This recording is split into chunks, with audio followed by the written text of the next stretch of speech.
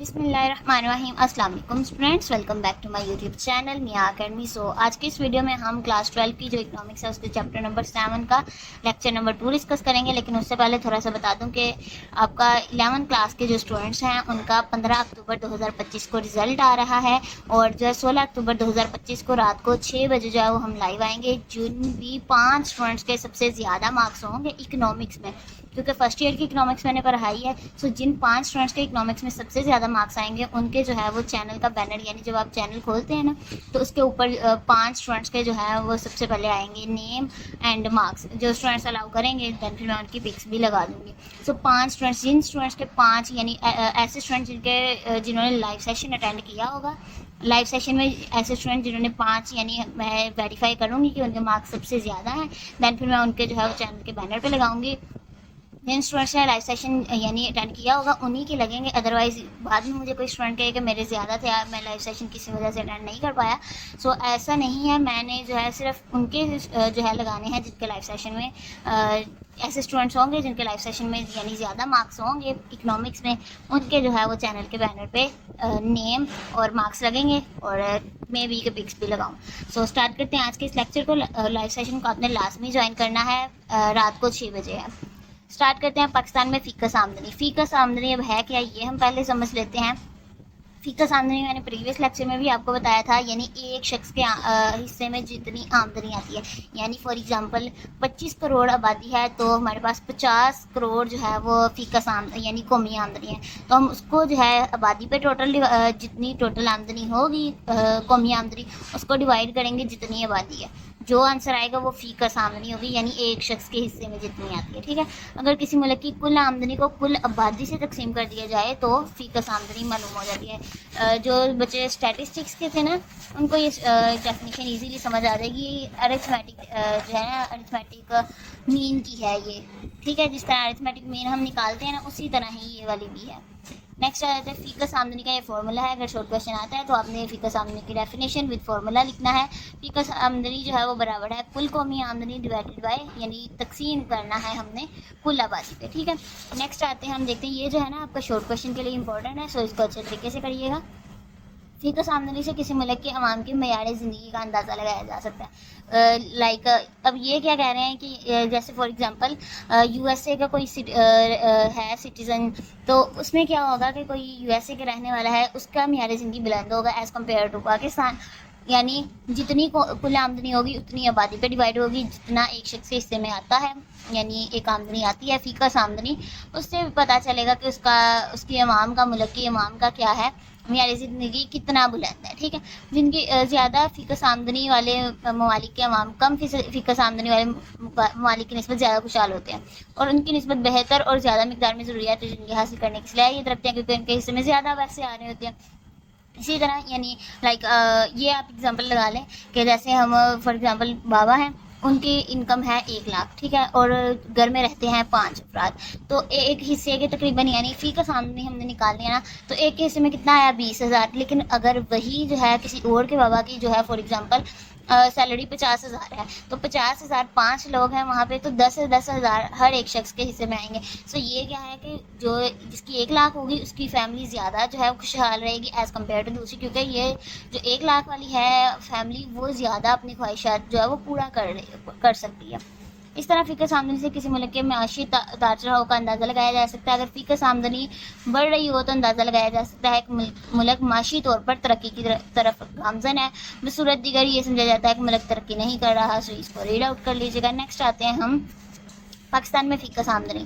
یہ کیا ہے، جسٹ آپ نے یہ یاد کر لینا ہے کہ اس کے 3 درجات ہیں، یعنی 3 اس کی آگے ہیں، ہم نے ڈیوائڈ کیا ہے 3 پورشنز پہ: زیادہ آمدنی والے ممالک، درمیانی آمدنی والے ممالک، اور کم آمدنی والے ممالک۔ جسٹ آپ نے کیا کرنا ہے، ان کو ریڈ آؤٹ کرنا ہے، یاد کرنے کی بالکل بھی ضرورت نہیں ہے۔ میں بھی کوئی ایک آدھا ایم سی کیوز میں آ جائے، ادروائز امپورٹنٹ نہیں ہے۔ زیادہ فیکس آمدنی والے یہ ہیں ممالک، درمیانی والے ہیں یہ، اور پاکستان جو ہے کم فیکس آمدنی والے میں آتا ہے۔ انڈیا بھی جو ہے اسی میں ہی آتا ہے، کم فیکس آمدنی والے اس میں ممالک میں، ٹھیک ہے۔ یہ بتانا چاہیے آپ کو، یہ پاکستان کا جسٹ آپ یاد کر لیجئے گا۔ نیکسٹ آتے ہیں پاکستان میں کم فیکس آمدنی کی وجوہات۔ لانگ کویشچن میں بھی کہ پوچھ لیں، اور جو ہے نا آپ نے پوائنٹس اچھے طریقے سے یاد کرنا ہے، وہ بھی میں طریقہ بتاؤں گی کہ آپ نے کس طرح سے یاد کرنا ہے۔ پاکستان میں قدرتی وسائل کی کمی ہے. سب سے پہلے کیا ہے وجوہات ہم نے دیکھنی ہے. ہیڈنگز آپ نے اس طرح سے یاد کر لینی ہے کہ جیسے کاف لے لیا, زے لے لیا, سین لے لیا. اس سے کیا ہے ان سب ورڈس کو ملا کے نا فرسٹ ورڈ کو آپ نے کوئی نہ کوئی ورڈ بنا لینا ہے جو کہ آپ کو پیپر کے ٹائم پہ یاد رہے کہ ہاں اس کا جو ہے کافی کا سامنے والے کی جو وجوہات تھی اس کے یہ میں نے ورڈ بنایا تھا. سو بے سے آپ یاد کر لیجیے گا, پھر سین سے, پھر الف سے, پھر نون سے. اس طرح آہستہ آہستہ جو ہے نا جب 5 سے 6 دفعہ ریویژن کریں گے تو اس لیے یاد رہ جائیں گے آپ کو. اگر پورے بھی نہیں رہتے تو کچھ نہ یعنی کوئی 1-2 بھول بھی جائے گا تو باقی یاد رہیں گے آپ کو. پاکستان میں یہ کیا ہے آپ نے ہیڈنگز اچھے طریقے سے یاد کرنی ہے. اندر والا آپ جو ہے 2 سے 3 دفعہ ریڈ آؤٹ کریے گا. سیلف رائٹنگ اچھی ہوگی تو ایزیلی لکھ سکتے ہیں آپ. ٹھیک ہے. پاکستان میں قدرتی وسائل کی کمی ہے. تیل اور لوہا معاشی ترقی کی بنیادی ضرورت ہے. پاکستان میں ہر سال کروڑوں روپے کا زر مبادلہ ان کی درآمد پر خرچ ہوتا ہے. درآمد کا ورڈ یوز ہوا, میں نے پریویس لیکچر میں بھی آپ کے ساتھ ڈسکس کیا تھا. درآمد کا مطلب یعنی امپورٹ کا مطلب ہوتا ہے دوسرے ممالک سے کوئی چیز منگوانا, اور برآمد ہوتا ہے کہ اپنے ملک سے کوئی چیز دوسروں کو بیچنا. ٹھیک ہے. سو زر مبادلہ جو ہے ان کی جو ہے کافی زیادہ منگوانے پہ خرچ ہوتا ہے. پاکستان میں دریافت ہونے والا لوہا معیاری نہیں ہے, یعنی اس کی کوالٹی اچھی نہیں ہے. تیل اور لوہا دریافت کرنے کے لیے حکومتی کوششیں بھی ناکافی ہیں, یعنی اس پہ زیادہ جو ہے نا انویسٹمنٹ نہیں ہو رہی. اس کے علاوہ کسی ملک کی زرعی اراضی کا 1/4 حصہ یعنی 25% جو ہے جنگلات پر مشتمل ہونا چاہیے, جو کہ ہم نے پریویس لیکچر میں بھی پڑھا تھا. جبکہ پاکستان میں جنگلات کا رقبہ بہت کم ہے, آئی تھنک سو 3.5% کچھ اس طرح سے ہے. سو یہ بھی ہم نے پریویس لیکچر میں پڑھا تھا. نیکسٹ آ جاتے ہیں زراعت پر انحصار. یہ جو ہے ہم بہت زیادہ جو ہے نا زراعت پر انحصار کر رہے ہیں, حالانکہ کسان جو زیادہ پڑھے لکھے نہیں ہیں, قناعت پسند ہے کہ جتنا مل گیا اتنے میں شکر ادا کیا. یہ نہیں دیکھتے کہ ہم نے جدید ٹیکنالوجی کا استعمال کرنا ہے, لیکن یہ سوچتے ہیں کہ بس ٹھیک ہے جتنا آ گیا الحمدللہ. لیکن زیادہ سے زیادہ جو ہے ان کو ٹیکنالوجی استعمال کرنے کا طریقہ نہیں پتہ. ان کو یعنی جو لیبارٹری وغیرہ ٹیسٹ ہوتے ہیں ان کا نہیں پتہ ہوتا کہ پانی کا ہم لیبارٹری ٹیسٹ کروائیں, جو بھی کھادے وغیرہ ہیں سارا کچھ جو بھی پروسیجر ہوگا. سو یہ ہے. نیکسٹ آ جاتا ہے سرمایہ کی کمی ہے. پاکستان میں بچتوں کی شرح بہت کم ہے. لوگ جو بس اڑانے میں لگے رہتے ہیں, بچتے نہیں زیادہ کرتے, جس کی وجہ سے سرمایہ کاری کم ہوتی ہے. سرمایہ کاری کم ہونے کی وجہ سے پیداواری اور آمدنی دونوں ہی کم ہوتی ہے, اور نتیجن فی کس آمدنی جو ہے وہ کم ہو جاتی ہے. صنعتی پسماندگی ہے, یہ آپ دیکھ لیجیے گا ایک دفعہ. ہیڈنگز آپ کی اگر یاد ہوں تو باقی ایزیلی یاد ہو جاتا ہے. ٹھیک ہے. سو دیکھتے ہیں آگے افراط آبادی, یہ بھی ہم دیکھیں گے.